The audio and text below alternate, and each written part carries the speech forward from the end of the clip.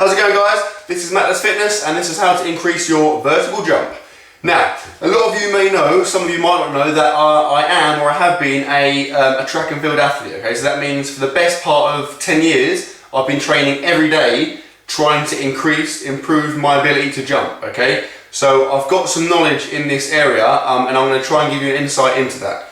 Okay, so to start with, in terms of vertical jump, you've got to realise that it is all about your power to weight ratio. Okay, so you need to achieve the lowest possible body weight whilst obviously maintaining or increasing your explosive strength. Okay, if you have two guys who have identical strength and power, but one of them is lighter, the guy that's lighter is going to have higher jumping ability purely because it's physics. You know, if you've got two things and one's lighter, the lighter thing is going to go further. Okay, it's just physics.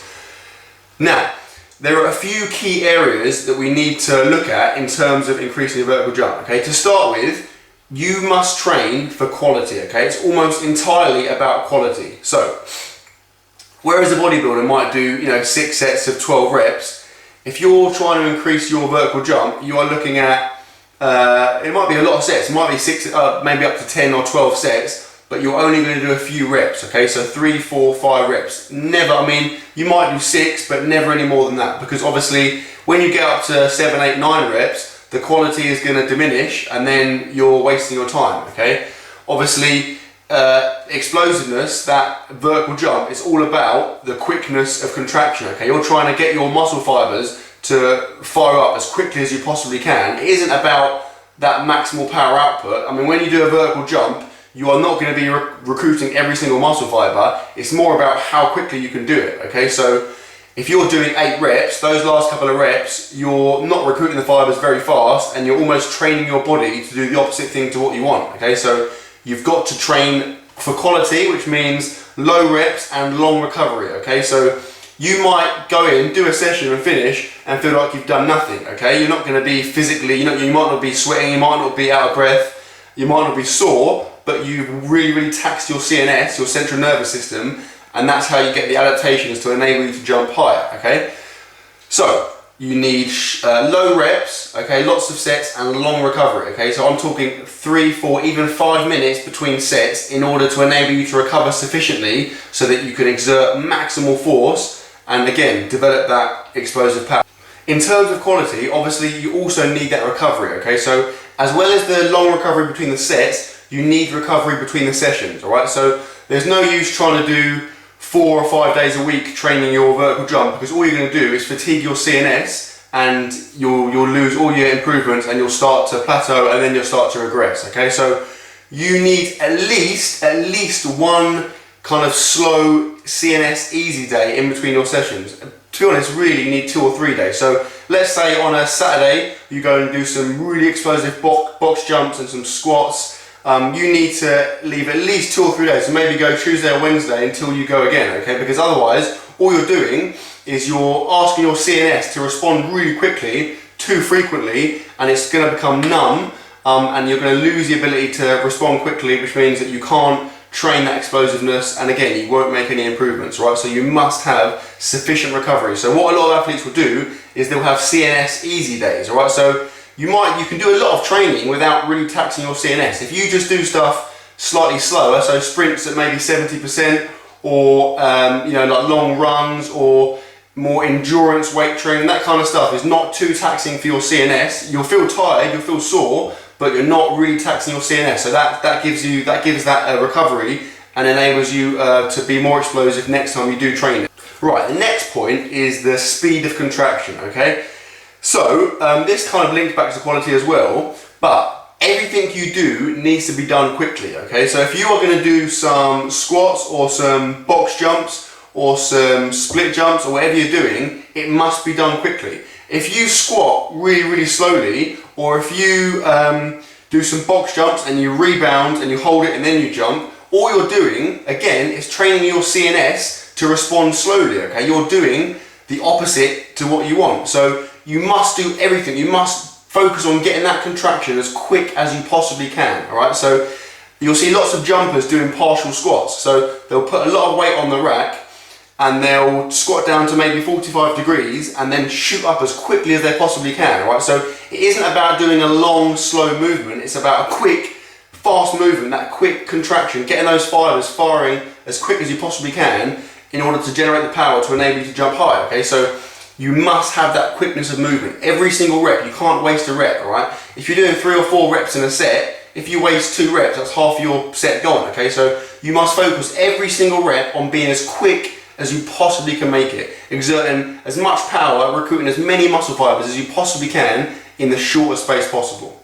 Now, in terms of the actual things you want to do, there are loads of ways, loads of different ways of doing it, loads of different methods of training, loads of different kind of tools and techniques. Now, the things that have worked for me and the people I know that have huge vertical jumps, obviously you need plyometrics, right? Now, very simply, plyometrics is basically jumping, right? It's an eccentric muscle contraction followed by a really quick concentric contraction. So, for example, if you stand still and you squat down, your quads are being eccentrically contracted. That means they're getting longer as they contract. You then jump, and it's a very quick concentric contraction, and that trains you to be more explosive. Okay, so basically jumping, right? Any kind of jumping, any kind of quick jumping is going to be very useful. But bear in mind the range of motion. Obviously, when you do a vertical jump, I mean, you might get some people that sink down to 90 degrees, but the majority of people are only going to sink to about 45 degrees. So there isn't too much need to train beyond that, okay? If you're doing squats down to the floor, there is a kind of an element of benefit, but majority of your work needs to replicate what you're trying to do, okay? And obviously you're trying to do a small movement followed by a huge jump, okay? So partial squats are excellent, right? So getting some weight on the bar and squatting to 45 degrees and then coming up as quickly as you possibly can, that's going to be fantastic.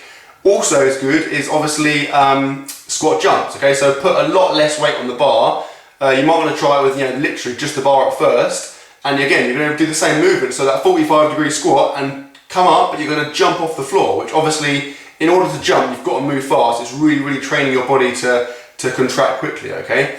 Depth jumps are also good, rebound jumps. So if you check out my video about my history as an athlete, you'll see lots of clips of me doing all kinds of jumps in the gym. But what you want to do is you stand on a bench, maybe no more than 30 centimeters, 40, maybe half a meter at most, and you're going to jump off and try and rebound off the floor as quickly as you possibly can, right? You see some guys jumping off, hitting the floor, and it takes them an age to get back up again, okay? That's a waste of time. You are trying to get the quickness of contraction, okay? So you want to hit the floor and rebound as fast as you possibly can. Again, you are training your CNS, you're training your muscles to contract as quickly as possible, which is what you want to be able to jump higher, okay? Right, another element of it is sprinting. Sprinting is fantastic for developing that explosiveness, which will lead to a higher vertical jump.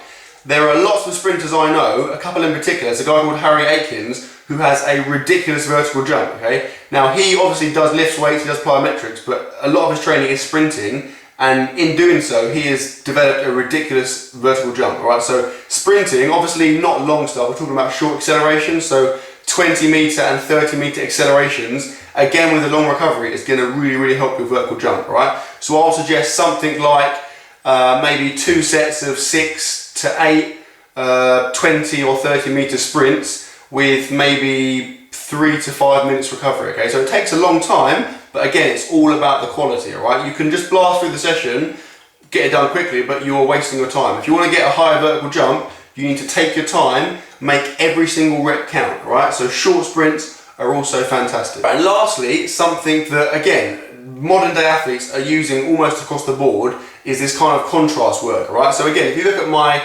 video of me training as an athlete, there's lots of this stuff in there. What you will do is you will contrast weightlifting with jumping, okay? So you'll literally alternate, okay? So you'll go, for example, I've done in the past some heavy partial squats, and then I'll follow each set by a rebound jump, okay? So I would get maybe 200 kilos on the bar, okay? I come out and I'll do 4 or 5 partial squats. So just to 45 degrees, come up as quickly as I can, okay? 4 or 5 reps, put the bar back, and I'll climb straight onto the bench, and I'll do a set of, again, 4 or 5 rebound jumps. So I'll come off the bench, land in a partial squat position, and rebound for as much height as I possibly can. Again, trying to get that quickness of contraction very shortest time possible on the floor. That work is fantastic. It's really beneficial. The idea is basically when you lift weights, really heavy weights, especially heavy squats for example, you're going to recruit a lot of muscle fibers, all right? More than you would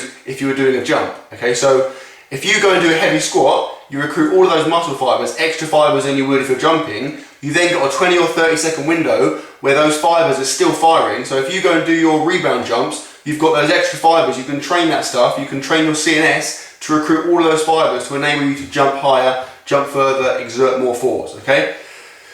And that's about that, all right? Lots of information. Let me know if you didn't understand anything, or you want some more advice, or you want something clearing up, okay? Give this stuff a go. Obviously be careful, build it up very carefully. Let me know how it goes if you do try it. Put it in the comment section. If you like this video and found it helpful, please press like.